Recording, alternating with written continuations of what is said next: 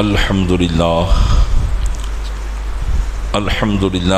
نحمده ونستعينه ونستغفره ونؤمن به ونتوكل عليه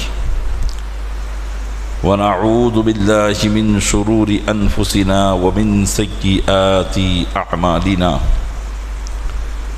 من يهده الله فلا مضل له ومن يضلله فلا هادي له ونشهد أن لا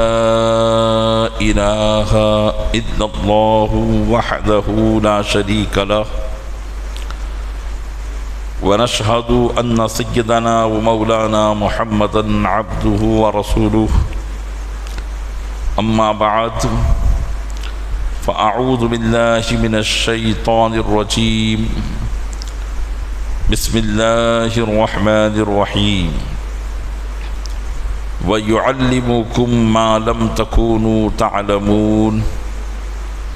آمنت بالله صدق الله مولانا العظيم وبلغنا رسوله النبي الأمين المكين الكريم ونحن على ذلك لمن الشاهدين والشاكرين والحمد لله رب العالمين۔ آئیے سب سے پہلے ہم اور آپ آقا انعامدار مدینے کے تاجدار دونوں عالم کے مالک و مختار نائب پروردگار گلشن ہستی کی اولین فصل بہار کے دربار گوہربار میں درود پاک کا قیمتی ہار پیش کریں۔ اللہم صلی علی سیدنا شفیعنا نبینا و مولانا محمد معدن الجود والکرم وآلہ وبارک وسلم۔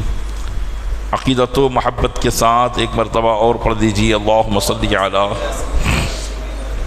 سیدنا شفیعنا نبینا و مولانا محمد معدن الجود والکرم وآلہ وبارک وسلم۔ گنبد خضراء کے تصور کے ساتھ ایک مرتبہ اور پڑھ دیں، اللہم صلی علی سیدنا شفیعنا نبینا و مولانا محمد معدن الجود والکرم منبع العلم والحلم والحکم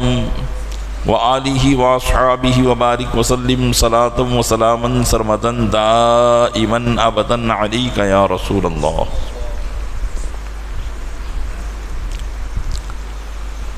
خطبہ مسنونہ کے بعد قرآن کریم کی آیت کریمہ کا ایک مختصر سا جز اور حصہ میں نے تلاوت کیا ہے، جس کا آسان ترجمہ ہے، اللہ ارشاد فرماتا ہے وَيُعَلِّمُكُمْ مَا لَمْ تَكُونُوا تَعْلَمُونَ، اور یہ نبی تمہیں وہ سکھاتے ہیں جو تم نہ جانتے تھے۔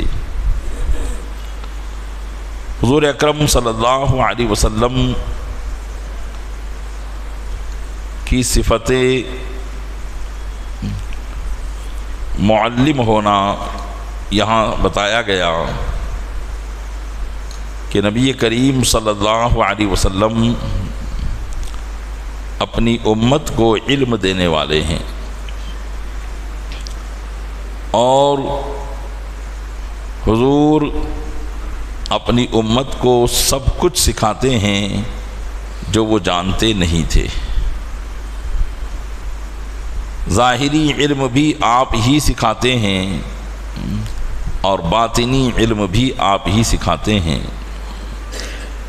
وہ علم بھی سکھاتے ہیں جس کا تعلق ظاہری نظروں سے ہوتا ہے، اور وہ علم بھی سکھاتے ہیں جس کا تعلق دل سے ہوتا ہے۔ تمام علوم نقلیہ و عقلیہ، یعنی وہ علم جو کتابوں سے لیا جاتا ہے، حضور اس کو بھی سکھاتے ہیں، اور وہ علم جو عقل کی بنیاد پر سوچا اور سمجھا جاتا ہے اس کو بھی حضور سکھاتے ہیں۔ اسی طریقے سے جو باتیں ہو رہی ہیں اس کے تعلق سے بھی سکھاتے ہیں، اور جو باتیں ہو چکی ہیں اسے بھی سکھاتے ہیں، اور جو باتیں ہونے والی ہیں اسے بھی سکھاتے ہیں۔ مفسرین نے حضور کی اس صفت کی بڑی وسعت کے ساتھ تفسیر فرمائی ہے، جس کو آسان لفظوں میں سمجھا جائے تو یوں ہے کہ جو کچھ تم نہ جانتے تھے حضور وہ سب کچھ تم کو سکھاتے ہیں۔ یہاں تک کہ حضرت عمر فاروق اعظم رضی اللہ تعالی عنہ روایت کرتے ہیں کہ ایک دن حضور اکرم صلی اللہ علیہ وسلم صبح سے لے کر شام تک منبر اقدس پر تشریف فرما ہوئے، اور ابتدا سے لے کر انتہا تک، یہاں تک کہ انسان کی پیدائش سے لے کر اس کی موت تک، موت سے لے کر اس کی قبر تک، قبر سے حشر تک، یہاں تک کہ جنتیوں کے جنت میں داخل ہونے اور جہنمیوں کے جہنم میں داخل ہونے کے سارے واقعات حضور نے ایک ہی بیٹھک میں ارشاد فرمائے۔ جتنے بھی لوگ پیدا ہونے والے ہیں ہر ایک کے بارے میں حضور نے ارشاد فرما دیا۔ تو یہ بھی حضور کا سکھانا ہے۔ حضور اکرم صلی اللہ علیہ وسلم معلم کائنات ہیں، یعنی حضور کی ایک صفت ہے پوری کائنات کے معلم۔ معلم کا اگر آپ کے لفظوں میں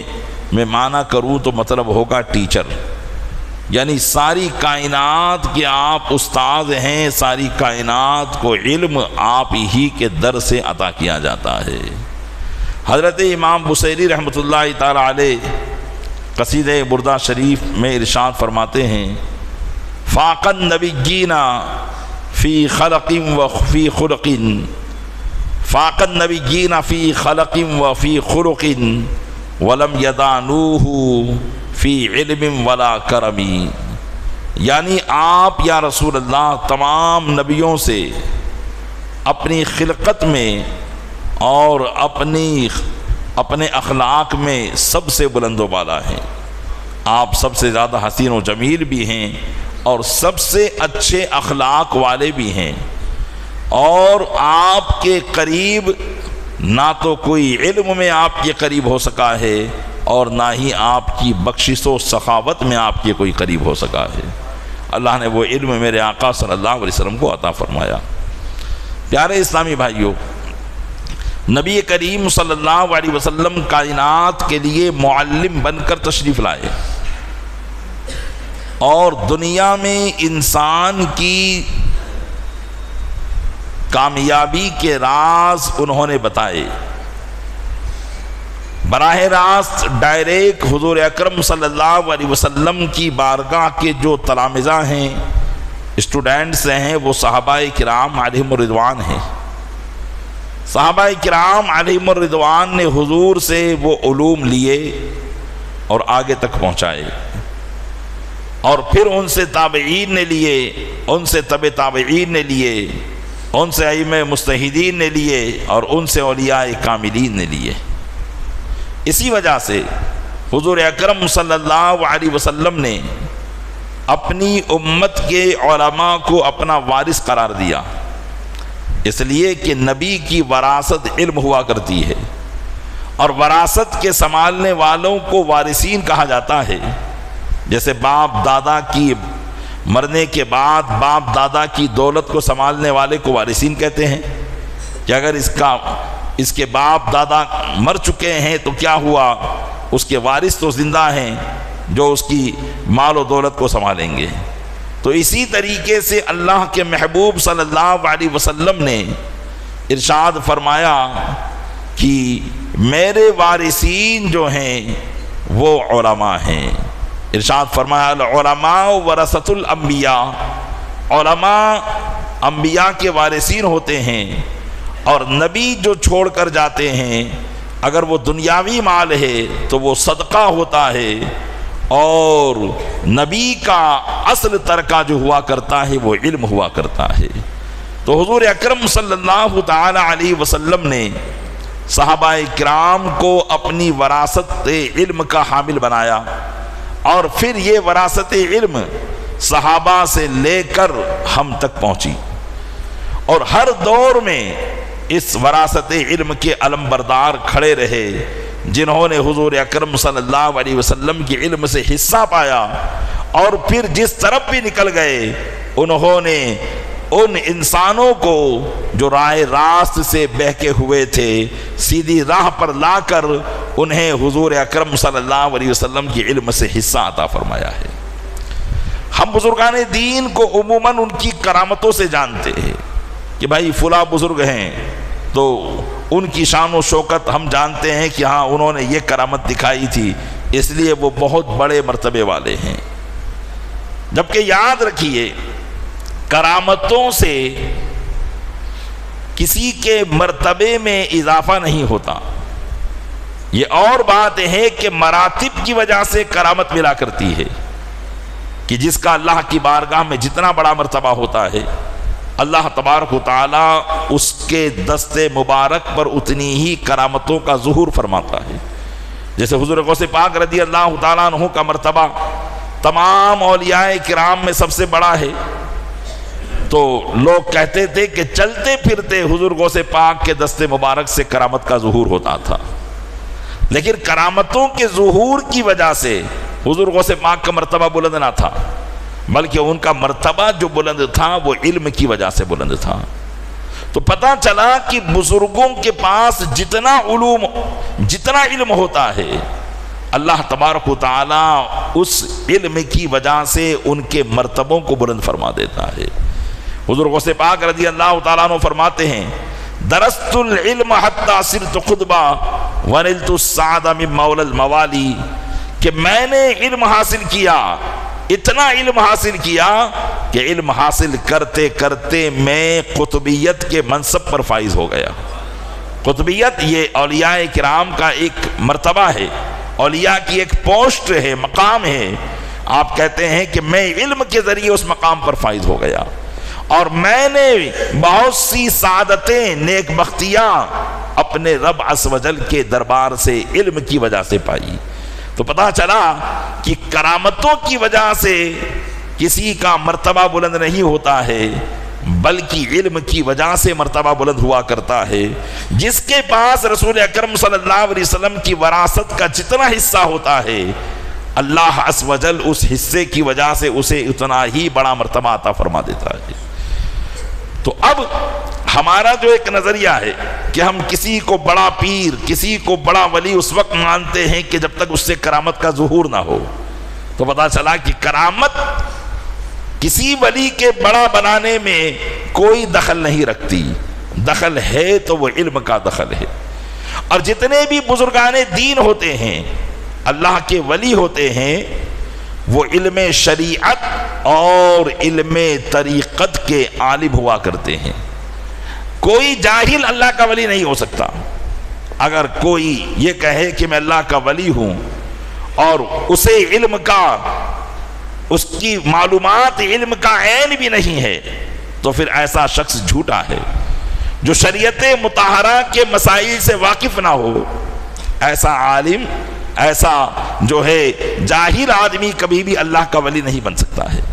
اس لیے ولی کے لیے ضروری ہے کہ وہ علم شریعت کو جانتا ہو۔ نبی کریم صلی اللہ علیہ وسلم کے سینہ بسینہ جو علم صحابہ سے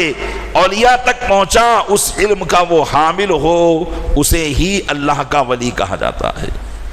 تو پتہ چلا کہ اللہ کا ولی جو ہوگا وہ رسول اکرم صلی اللہ علیہ وسلم کے دین کا علمبردار ہوگا، ان کی شریعت کا علمبردار ہوگا، ان کی طرف سے آنے والے علم کا وہ علمبردار ہوگا، اور اس علم کی وہ خدمت کرنے کے لیے دنیا کے اندر آئے گا۔ بزرگان دین جو بھی آئے وہ قرآن و حدیث کی خدمت کرنے کے لیے دنیا میں آئے، وہ اللہ کے محبوب صلی اللہ علیہ وسلم کے طریقوں کو لوگوں تک پہنچانے کے لیے دنیا میں آئے، وہ اللہ کے محبوب صلی اللہ علیہ وسلم کی زندگی کو لوگوں تک پہنچانے کے لیے دنیا میں آئے ہیں۔ ان کا مقصد صرف اور صرف یہی ہوتا ہے کہ وہ گمگشتگان راہ کو، یعنی ان لوگوں کو جو سیدھی راہ سے بھٹک چکے ہیں، وہ ان کو رسول اللہ صلی اللہ علیہ وسلم کی شریعت کے مطابق اسے سیدھی راہ پر چلانے کی کوشش کرتے ہیں اور اللہ کی بارگاہ میں دعا کرتے ہیں، تو اللہ تبارک و تعالی ان کے دلوں کو بھی بدل دیتا ہے اور انہیں نیکوکار بنا دیتا ہے۔ تو پتہ چلا کہ اصل علم ہے، اور یہی علم جب اس کا ظہور ہوتا ہے تو لوگوں کو ہدایتیں ملتی ہے، لوگ ہدایت کے ساتھ ساتھ اللہ کا قرب حاصل کرتے ہیں، اللہ کی پہچان حاصل کرتے ہیں اور اللہ کی معرفت حاصل کرتے ہیں، کیونکہ علم کا اصل مقصد، علم کا اصل مقصد معرفت الہی ہوتا ہے۔ دنیا کے اندر جو علم کی چہل پہل ہے اس کی وجہ دنیا کمانا نہیں ہے، یہ ہم نے اور آپ نے علم کو دنیا کمانے کا ذریعہ بنا لیا ہے کہ بھائی میں فلاں علم حاصل کر لوں گا، فلاں منصب حاصل کر لوں گا تو مجھے فلاں منصب مل جائے گا اور میں دنیا میں فلاں آدمی سے کامیاب ہو جاؤں گا زیادہ۔ حالانکہ علم کا مطلب اور اس کا مقصد اللہ کی پہچان کو حاصل کرنا ہے۔ جو جتنا دینی علم میں آگے بڑھتا جاتا ہے اسے اتنی ہی زیادہ رب کی معرفت اور پہچان حاصل ہوتی جاتی ہے، اور وہ دنیا سے اتنا کنارہ کشی اختیار کرتا چلا جاتا ہے۔ تو آپ اب دیکھیں کہ علم جہاں ہوگا وہاں ولایت ہوگی، اور جہاں ولایت ہوگی وہاں علم ہوگا۔ علم کے بغیر ولایت نہیں اور ولایت کے بغیر علم نہیں۔ تو اگر کوئی جاہل آدمی اپنے آپ کو ولی کہلواتا ہو تو پھر ایسا جاہل آدمی جو ہے کبھی بھی ولی نہیں ہو سکتا ہے۔ اس لیے پیارے اسلامی بھائیو، فی زمانہ ایسے بہت سے لوگ ہیں جو شریعت مطہرہ کے نہ تو پابند ہیں، نہ تو انہیں شریعت مطہرہ کا علم ہے۔ ایسے لوگ بڑے بڑے پیر بن کر بیٹھے ہوئے ہیں، اپنی کرامتوں کا ظہور لوگوں کو دکھاتے رہتے ہیں، اپنی تعویذات کے دم پر اپنی پیری مریدوں کو جھاڑتے رہتے ہیں۔ ایسے لوگوں سے ہمیں ہمیشہ بچنا چاہیے۔ اصل رسول اللہ صلی اللہ علیہ وسلم کی اگر پیروی کرنا ہے تو ہمیں یہ دیکھنا ہوگا کہ جو عالم یا جو پیر یا جو اپنے آپ کو ولی کہلواتا ہے وہ شریعت مطہرہ کے مطابق زندگی گزارتا ہے کہ نہیں گزارتا ہے۔ یہی اصل جو ہے ایک سانچہ ہے جس پر ہم یہ سمجھ سکتے ہیں کہ کون اللہ کا مقبول ہے اور کون اللہ کی بارگاہ سے مردود ہے۔ اب میں نے بتایا کہ جتنے بھی بزرگان دین ہوئے وہ بڑے بڑے عالم ہوئے ہیں، اگرچہ ہم نے صرف کرامتوں کے وجود پر ان کو ولی مان لیا، ان کے علم کی طرف توجہ ہی نہ کی، حالانکہ انہوں نے جو علوم دنیا کے اندر پھیلائے آج بھی ان کے علوم سے ایک زمانہ ہدایت پا رہا ہے۔ ہم حضرت سرکار سید سراج الدین شاہ عالم رضی اللہ تعالیٰ عنہ کی بات کریں تو اگرچہ اب ان کے نام کے آگے بابا لگا ہوا ہے، اور جہاں بابا کا نام آتا ہے تو لوگ یہی سمجھتے ہیں کہ وہ بابا ہی ہوں گے، جبکہ آپ اپنے وقت کے ایک جلیل القدر محدث، مفسر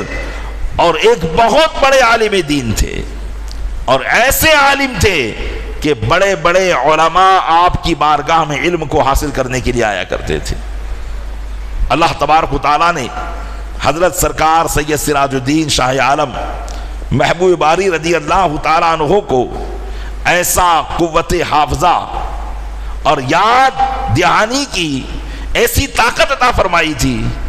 کہ 16 سال کی عمر شریف میں سارے علوم آپ نے حاصل کر لیے تھے، سارے علوم حاصل کر لیے تھے، اور قوت حافظہ اتنا مضبوط تھا کہ ایک کتاب ہے جیسے آج بھی عالم کلاس کے اندر پڑھائی جاتی ہے، اور سینکڑوں صفحات کی وہ کتاب ہے جس کو ہم 2 سال تک پڑھاتے ہیں، کلاس میں وہ کتاب 2 سال تک چلتی ہے، لیکن 2 سال کے اندر صرف اور صرف 200-300 صفحے ہی اس کے پڑھ پاتے ہیں اور پڑھا پاتے ہیں، کیونکہ سلیبس اتنا ہوتا ہے اور اس سے زیادہ سلیبس اگر داخل کر دیں تو طلبہ پڑھ ہی نہیں پائیں گے، اسٹوڈنٹ پڑھ ہی نہیں پائیں گے، یا تو امتحان میں فیل ہو جائیں گے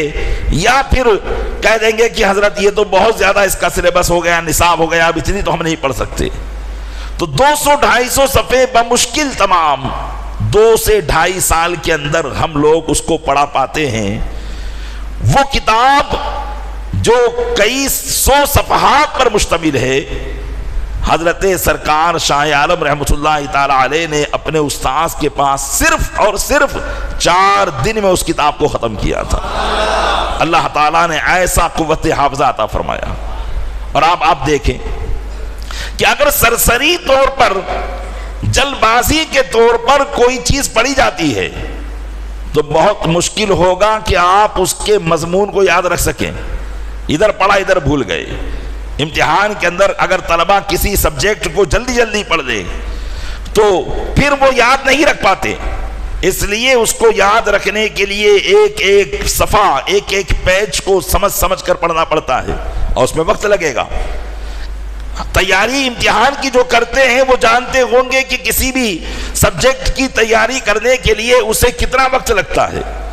اس کے بعد بھی جب سوالات سامنے آتے ہیں ایگزام کے تو جوابات ذہن سے غائب ہو جاتے ہیں، اور ایسا لگتا ہے کہ کچھ پڑھا ہی نہیں ہے جب تک غور و فکر نہ کیا جائے۔ تو یہ معاملہ رہتا ہے۔ لیکن حضرت سرکار شاہ عالم رحمۃ اللہ تعالی علیہ نے جو کتاب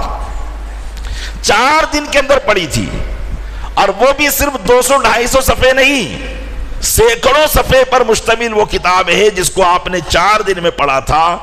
آپ کو وہ کتاب ایسی یاد تھی کہ اینی ٹائم، کسی بھی وقت، چاہے آپ گھر پر ہوں، سفر میں ہوں، اگر اس کتاب کا کوئی حوالہ آپ سے پوچھتا تھا تو آپ زبانی اس کی عبارت پڑھ کر سنا دیا کرتے تھے۔ اللہ تبارک و تعالیٰ نے ایسا علم حضرت سرکار شاہ عالم رحمۃ اللہ تعالی علیہ کو عطا فرمایا تھا۔ جیسا کہ ایک واقعہ ہے کہ حضرت سرکار شاہ عالم رحمۃ اللہ تعالی علیہ جب احمد آباد میں تشریف لے آئے، چونکہ آپ کا اصل وطن تو پاٹن شہر تھا اور آپ کی والدہ محترمہ کا مزار اقدس بھی وہیں پر ہے، تو ایک مرتبہ احمد آباد سے آپ اپنی والدہ محترمہ کے مزار اقدس پر حاضری کے لیے جا رہے تھے۔ جیسا کہ اہل سنت و جماعت کا طریقہ ہے کہ بزرگوں کی بارگاہ پر جاتے ہیں تاکہ خود بھی فیض حاصل کریں اور قرآن کی تلاوت کر کے ان کو بھی ایصال ثواب کرے، فاتحہ خوانی کرے، جو ہمارے بزرگوں کا طریقہ ہے۔ تو حضرت سرکار سراج الدین شاہ عالم رحمۃ اللہ تعالی علیہ راستے میں تھے کہ ایک ایصال ثواب کا منکر، معتزلی، جیسے آج جو ایصال ثواب کو نہ مانے کہ بھائی تم یہ فاتحہ خوانی کرتے ہو، اس سے مردے کو کیا فائدہ ملتا ہے، تم یہ قرآن خوانی کرتے ہو، اس سے مردے کو کیا فائدہ ملتا ہے، ایسے عقیدے اور نظریے کے لوگ آج بھی موجود ہیں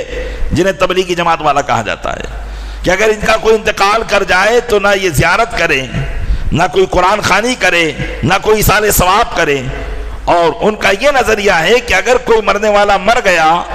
تو زندوں کے عمل سے اس مرنے والے کو کوئی فائدہ نہیں ملے گا، جبکہ یہ عقیدہ قرآن کے بھی خلاف ہے، حدیث کے بھی خلاف ہے، اور بزرگان دین کے بھی خلاف ہے۔ تو اب حضرت سرکار شاہ عالم رحمۃ اللہ علیہ چونکہ جا رہے تھے اپنی والدہ کی قبر کے لیے فاتحہ پڑھنے، تو ایسے عقیدے کا ایک آدمی آپ کو ملا اور اس نے کہا کہ کہاں جا رہے ہیں؟ تو آپ نے فرمایا کہ میں جو ہے اپنی والدہ کی قبر پر فاتحہ پڑھنے جا رہا ہوں۔ تو اس نے کہا کہ آپ ایک عالم دین ہو کر ایک بدعتی کام کرتے ہیں اور اپنی والدہ کے وہاں ایصال ثواب کے لیے جا رہے ہیں، حالانکہ آپ کو معلوم نہیں کہ زندوں کے عمل سے مردوں کو کوئی ثواب نہیں ملتا۔ آدمی نے جو کیا وہ اپنے لیے کیا، جب وہ مر جاتا ہے تو اس کے نامہ اعمال کو لپیٹ لیا جاتا ہے، اب اس کو کوئی فائدہ کسی زندے کے عمل سے نہیں مل سکتا ہے۔ تو حضرت نے فرمایا ایسی کیسی بات کرتے ہو، اس سے تو قرآن و حدیث پر ہیں، دلائل موجود ہیں کہ زندوں کے عمل سے مردوں کو فائدہ ملا کرتا ہے۔ تو اس نے پوچھا کہ اچھا بتائیے پھر کوئی دلیل آپ کے پاس ہو تو بتائیں۔ اب حضرت سرکار شاہ عالم رحمۃ اللہ علیہ نے وہی کتاب جو آپ نے 4 دن میں ختم کی تھی، اسی کتاب سے آپ نے ایک حوالہ پیش کیا اور فرمایا کہ ان الانسان لہو ان یجعل ثواب عملہ لغیرہ صلاۃ او صوما او غیرہا ان اہل السنہ والجماعہ. آپ نے فرمایا کہ انسان کے لیے یہ ہے، یعنی انسان کے لیے یہ جائز ہے کہ وہ اپنے عمل کا ثواب، اب وہ نماز ہو یا روزہ ہو یا اس کے علاوہ کوئی اور نیکی ہو، وہ اپنے عمل کا ثواب کسی دوسرے کو کر سکتا ہے. اور یہی اہل سنت و جماعت کا مذہب ہے. دیکھیے یہ حضرت شاہ عالم رحمۃ اللہ علیہ فرما رہے کہ اہل سنت کا مذہب کیا ہے، جو اس بات کو مانے. تو پتہ چلا کہ جو ایصال ثواب کو مانے گا وہی سنی ہوگا. اب بہت سے لوگ کہتے ہیں ہم بھی اہل سنت و جماعت ہے، لیکن ان کا یہ عقیدہ ہی نہیں ہے. تو پتہ چلا کہ وہ اپنے بزرگوں کے عقیدے سے بھی ہٹا ہوا ہے. تو حضرت نے فرمایا کہ یہ بالکل جائز ہے اور ہدایہ کے اندر یہ بات لکھی ہوئی ہے. تو اس نے کہا بھئی ہدایہ تو بہت بعد میں لکھی ہوئی کتاب ہے، یہ تو علماء کی کتاب ہے. حدیث سے کوئی آپ جو ہے اس کا حوالہ پیش کرے یا اس کا ثبوت پیش کرے کہ حدیث مبارکہ میں اس بات کو جائز قرار دیا گیا ہو کہ کسی انسان کا ثواب دوسروں کو پہنچ سکتا ہو. تو حضرت شاہ عالم رحمۃ اللہ تعالی علیہ نے امام ابو داؤد کی کتاب ابو داؤد شریف، جس کا شمار 6 میں ہوتا ہے، یعنی 6 صحیح حدیث کی کتاب، اس کتاب سے آپ نے ایک حدیث نقل فرمائی اور ارشاد فرمایا کہ حضور اکرم صلی اللہ علیہ وسلم سے حضرت ام المومنین عائشہ صدیقہ رضی اللہ تعالی عنہ روایت کرتی ہیں. ام المومنین عائشہ صدیقہ رضی اللہ تعالی عنہ کہتی ہے کہ ایک بقرہ عید کے موقع پر حضور اکرم صلی اللہ علیہ وسلم کے پاس 2 مینڈھے لائے گئے جو چت کبرے تھے، یعنی سفید اور سیاہ رنگ کے 2 مینڈھے حضور کی بارگاہ میں لائے گئے. تو حضور نے ایک مینڈھے کو اپنے لیے ذبح کیا، اور جب دوسرے مینڈھے کو ذبح کیا تو اللہ کی بارگاہ میں ہاتھ اٹھائے اور عرض کیا اللہم تقبل من محمد وآل محمد ومن امت محمد صلی اللہ علیہ وسلم. اے اللہ اس کو محمد صلی اللہ علیہ وسلم اور آل محمد صلی اللہ علیہ وسلم اور محمد صلی اللہ علیہ وسلم کی امت کی طرف سے قبول فرما دے. حضرت سرکار شاہ عالم رحمۃ اللہ علیہ نے استدلال کرتے ہوئے ارشاد فرمایا کہ دیکھو حدیث پاک میں رسول اکرم صلی اللہ علیہ وسلم نے اس مینڈھے پر ملنے والے ثواب کو اپنے لیے بھی، اپنی اولاد کے لیے بھی اور اپنی امت کے لیے بھی قرار دیا. اور امت وہ ہیں کہ جو حضور کے زمانے میں تھی وہ بھی امت ہیں، جو حضور سے پہلے تھے وہ بھی آپ ہی کی امت ہے، اور جو حضور کے بعد آئیں گے وہ بھی آپ ہی کی امت ہے. اور حضور نے سب کے لیے اس کے ثواب کی اللہ کی بارگاہ میں دعا کی. وہ خاموش ہو گیا. حضرت نے ایک اور حدیث پیش کی کہ حضرت مولائے کائنات علی مرتضیٰ رضی اللہ تعالیٰ عنہ اس کے راوی ہیں، کہتے ہیں کہ حضور اکرم صلی اللہ علیہ وسلم نے ارشاد فرمایا من مر علی المقابر وقرأ قل هو اللہ احد 11 مرة ووهب اجرہ للاموات اؤتیا من الاجر بعدد الاموات. اس کو امام دارقطنی رحمۃ اللہ تعالی علیہ اپنی حدیث کی کتاب میں نقل کرتے ہیں کہ حضور اکرم صلی اللہ علیہ وسلم نے فرمایا کہ جو شخص قبرستان کے پاس سے گزرے اور 11 مرتبہ سورہ اخلاص کی تلاوت کرے، قل هو اللہ احد، 11 مرتبہ سورہ اخلاص پڑھے اور پھر اس کا ثواب اس قبرستان کے تمام مسلمانوں کو ہبہ کر دے، بخش دے، تو جتنے مردے اس قبرستان میں دفن ہوں گے ان کو تو اس کا ثواب ملے گا، لیکن ان تمام مردوں کی تعداد کے برابر اللہ اس کو بھی ثواب عطا فرمائے گا. حضرت سرکار شاہ عالم رحمۃ اللہ علیہ نے اس معتزلی سے کہا جو ایصال ثواب کا منکر تھا، آپ نے فرمایا کہ دیکھ دارقطنی کے اندر بھی یہ حدیث پاک موجود ہے جس میں اس بات کو بتایا گیا کہ زندہ آدمی کا کیا ہوا عمل مردوں کو پہنچ سکتا ہے اور انہیں بخشا جا سکتا ہے. اور ایک اور حدیث آپ نے بیان کی، فرمایا کہ حضرت امام حسن اور امام حسین رضی اللہ تعالیٰ عنہ اپنی زندگی میں ہر سال دو جانور ذبح کیا کرتے تھے، ایک اپنے لیے اور ایک حضرت علی کے ایصال ثواب کے لیے۔ پھر آپ نے قرآن کی ایک آیت کریمہ تلاوت کی اور ارشاد فرمایا کہ اللہ تعالیٰ ارشاد فرماتا ہے ان الذین جاؤوا من بعدہم یقولون ربنا اغفر لنا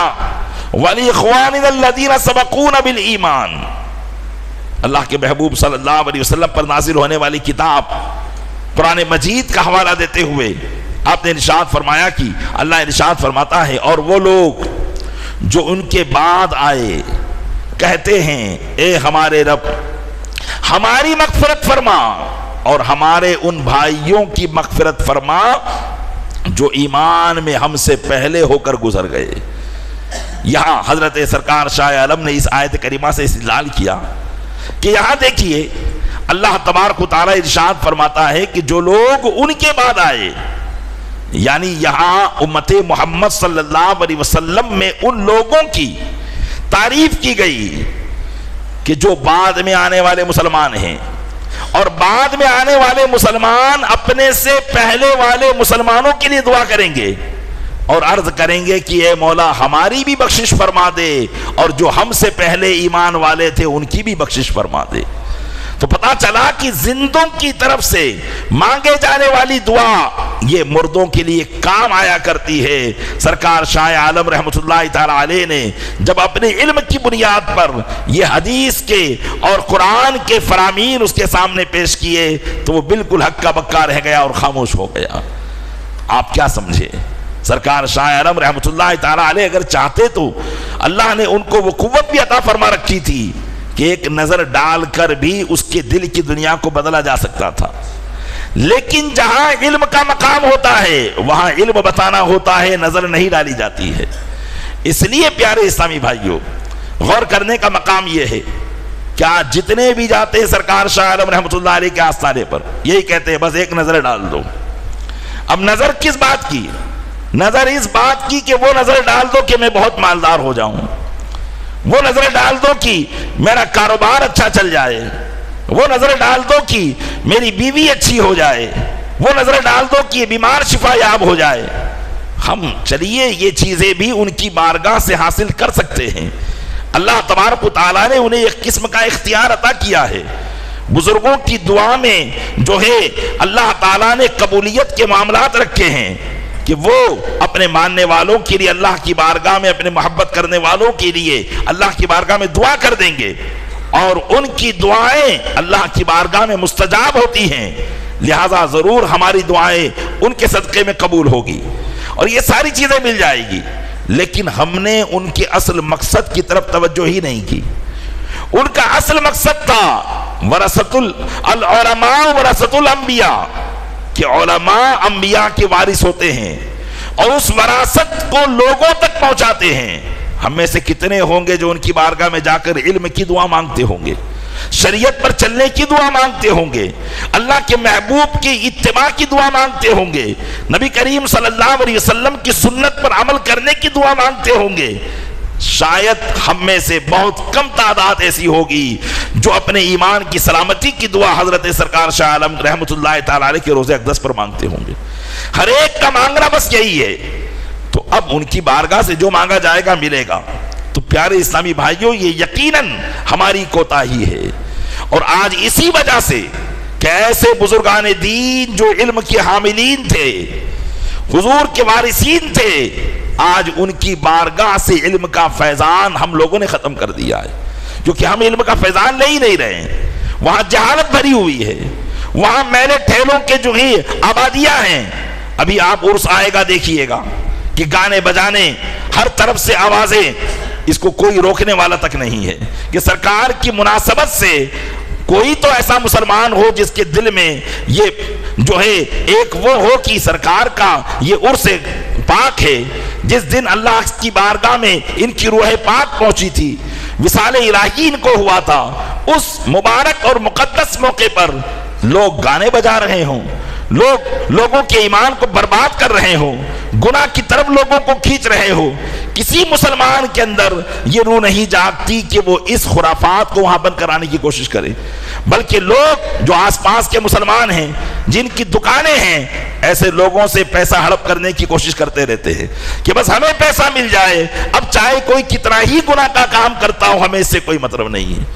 پیارے اسلامی بھائیوں، کیا یہی سرکار شاہ عالم رحمۃ اللہ علیہ کا درس تھا؟ کیا اسی لیے ان کے آباء و اجداد بخارا چھوڑ کر ہندوستان میں آئے تھے؟ ان کا بخارا چھوڑ کر ہندوستان میں آنا کسی تجارت کی غرض سے نہیں تھا، کسی کاروباری غرض سے نہیں تھا، ان کا مقصد صرف اور صرف اللہ کے محبوب صلی اللہ علیہ وسلم کے دین کی خدمات کو کرنا تھا۔ آج ہم نے وہ ساری چیزیں ان کے دربار سے ختم کر دی ہے، جبکہ اس زمانے کے بادشاہ بھی ان کی بارگاہ میں حاصل ہو کر بالخصوص علمی فیضان حاصل کیا کرتے تھے۔ حضرت احمد شاہ بادشاہ رحمۃ اللہ تعالی علیہ یہ صرف بادشاہ نہیں تھے، بلکہ اپنے زمانے کے ایک بہت بڑے عالم دین تھے اور علم دوست تھے۔ جو لوگ علماء ہوتے، حضرت احمد شاہ بادشاہ رحمۃ اللہ تعالی علیہ ان علماء کو اپنے پاس بلا کر بالخصوص علمی گفتگو ان سے کیا کرتے تھے۔ جب حضرت سرکار شاہ عالم کا علمی شہرہ احمد آباد کے گلی کوچوں سے ہوتا ہوا تین دروازہ کے بدر محل میں پہنچا اور احمد شاہ بادشاہ نے سنا کہ سرکار قطب عالم رحمۃ اللہ تعالی علیہ کے جو منجلے فرزند ہیں وہ بہت بڑے عالم دین ہیں اور ان کے علم کا شعرہ دور دور تک لوگوں تک پہنچا ہوا ہے، تو ان کی بھی خواہش ہوئی کہ وہ حضرت سرکار شاہ عالم رحمۃ اللہ علیہ سے ملاقات کرے۔ چنانچہ انہوں نے سرکار سید سراج الدین شاہ عالم محبوب باری رضی اللہ تعالیٰ عنہ کے پیر و مرشد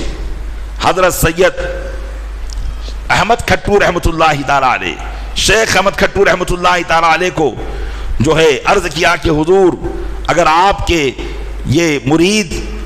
اپنے والد گرامی کے ساتھ کچھ دیر کے لیے شاہی محل میں آئے اور علمی گفتگو ہو تو یہ میرے لیے بڑی سعادت کی بات ہوگی۔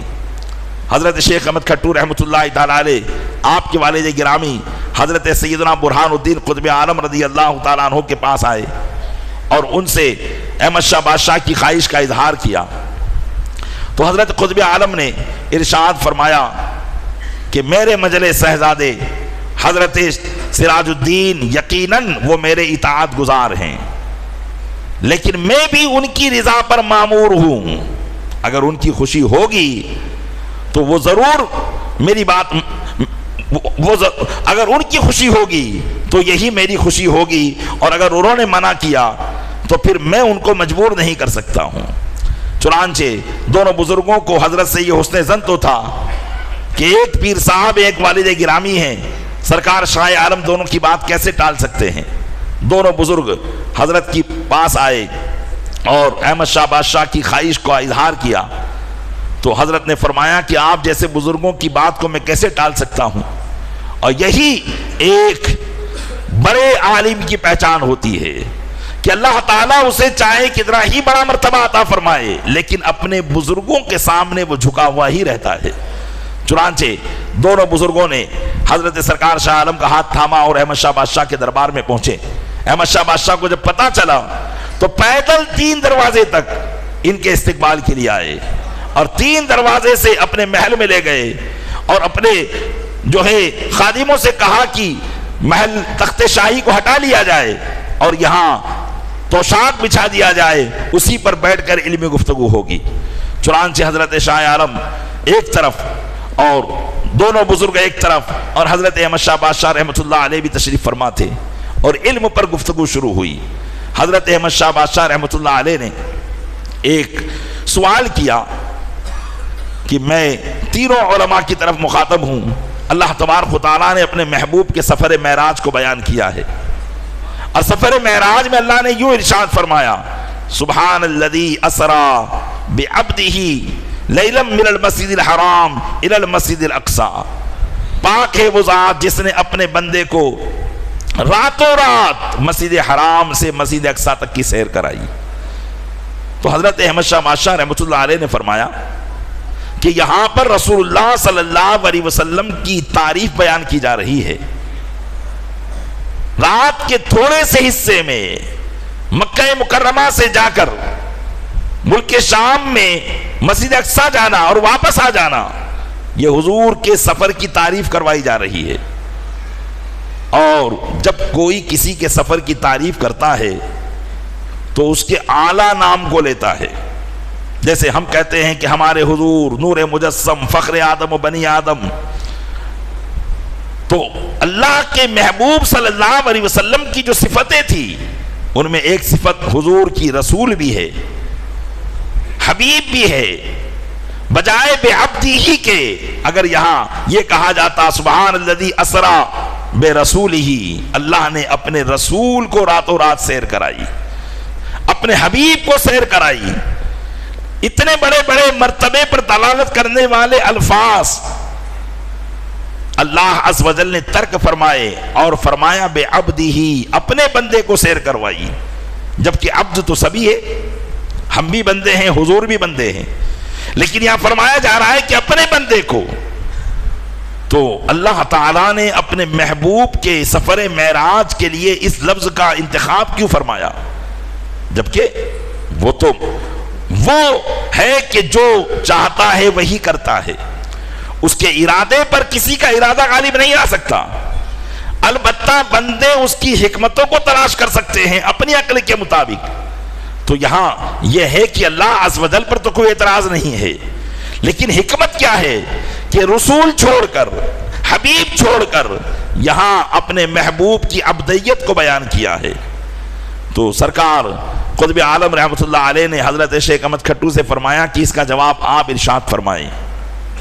تو حضرت شیخ احمد کھٹو نے حضرت برہان الدین قطب عالم رحمۃ اللہ علیہ سے فرمایا کہ نہیں، آپ ہی اس کا جواب دیں. بہرحال دونوں بزرگ ایک دوسرے پر جو ہے جواب کی پیشکش کرنے کے لیے کہہ رہے تھے کہ حضرت شیخ احمد کھٹو رحمۃ اللہ علیہ نے سرکار شاہ عالم سے فرمایا کہ میاں آپ ہی کی زبان پر اللہ جو کہلوائے وہ جواب آپ ارشاد فرما دیجیے. سرکار شاہ عالم رحمۃ اللہ علیہ اب بادشاہ کے سامنے مخاطب ہوئے اور ارشاد فرمایا کہ سنیے، حالانکہ بات تھوڑی ٹف ہے لیکن ہو سکتا ہے کہ میں آپ کو سمجھا دوں. آپ نے فرمایا کہ رسول یہ ایک مرتبہ ہے، ایک مقام ہے، حبیب یہ بھی ایک مقام اور مرتبہ ہے، اور رسالت اور نبوت کسی بندے سے زائل ہو سکتی ہے. یعنی اگر اللہ چاہے تو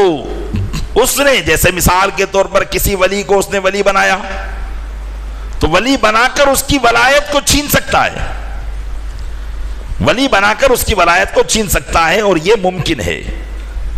لیکن پہلے ایک عقیدہ سماعت کر لیں کہ کسی نبی سے اس کی نبوت نہیں چھینی جا سکتی. ہاں اللہ چاہے تو کر سکتا ہے، لیکن اللہ تبارک و تعالیٰ نے جن لوگوں کو نبی بنایا یا جن لوگوں کو رسول بنایا ان کی نبوت اور رسالت کو کبھی بھی اللہ نے ختم نہیں کیا. اس لیے کہ جن نفوس قدسیہ کو اس نے نبی اور رسول بنانا تھا پہلے ہی سے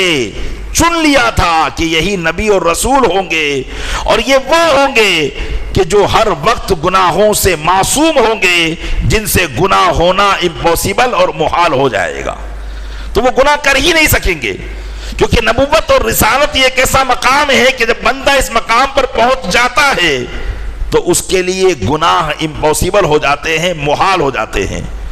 اللہ تعالیٰ ان کو گناہوں سے معصوم کر لیتا ہے. پیدائش سے لے کر وفات تک ان کی زندگی کا ایک لمحہ بھی اللہ کی نافرمانی میں نہیں گزرتا. ان ذوات قدسیہ کو نبوت اور رسالت کا منصب عطا کیا جاتا ہے، اور جن کو عطا کر دیا اللہ نے کبھی بھی ان کی نبوت اور رسالت کو نہ چھینا. لیکن یہ ممکنات میں سے ہے، پوسیبل میں سے ہے کہ کسی نبی اور رسول کی رسالت زائل ہو سکتی ہے، ختم ہو سکتی ہے. تو حضرت سرکار شاہ عالم رحمۃ اللہ علیہ نے ارشاد فرمایا کہ صفت نبوت ہو یا صفت رسالت ہو یا حبیب ہو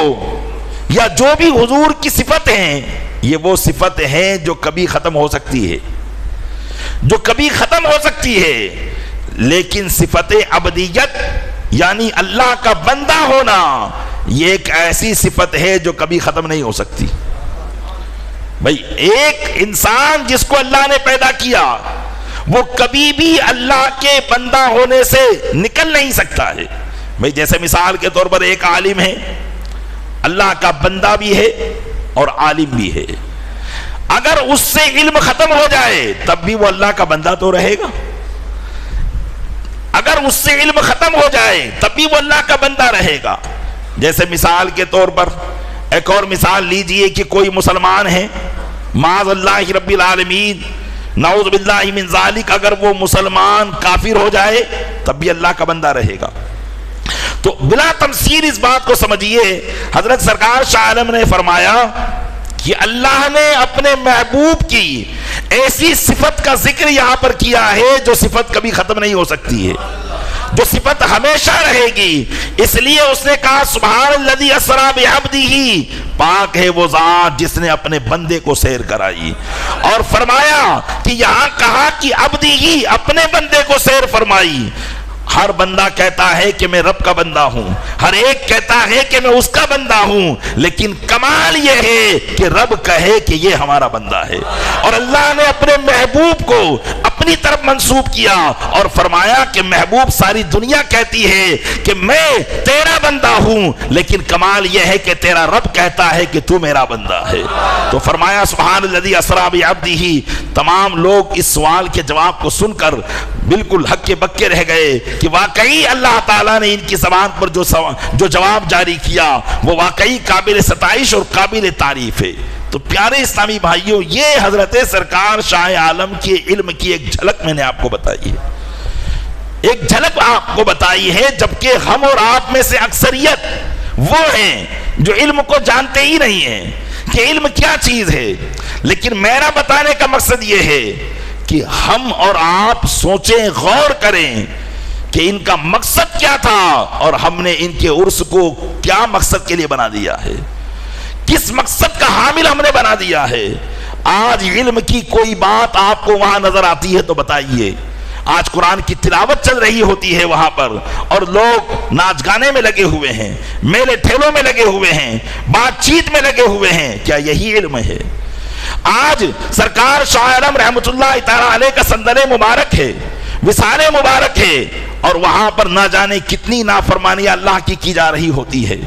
نہ جانے کتنے خون خرابے کیے جا رہے ہوتے ہیں، نہ جانے کیسی کیسی باتیں لوگ اپنے آپس میں کر رہے ہوتے ہیں. آپ بتائیے کیا ایک ایسے عالم دین کہ جس کی پوری زندگی رسول اللہ صلی اللہ علیہ وسلم کی حدیث کو پڑھانے میں نکل گئی، جس کی پوری زندگی قرآن کا درس دینے میں نکل گئی، آج جب عرس کا موقع آئے تو قرآن کی کسی آیت پر عمل نہ کیا جائے،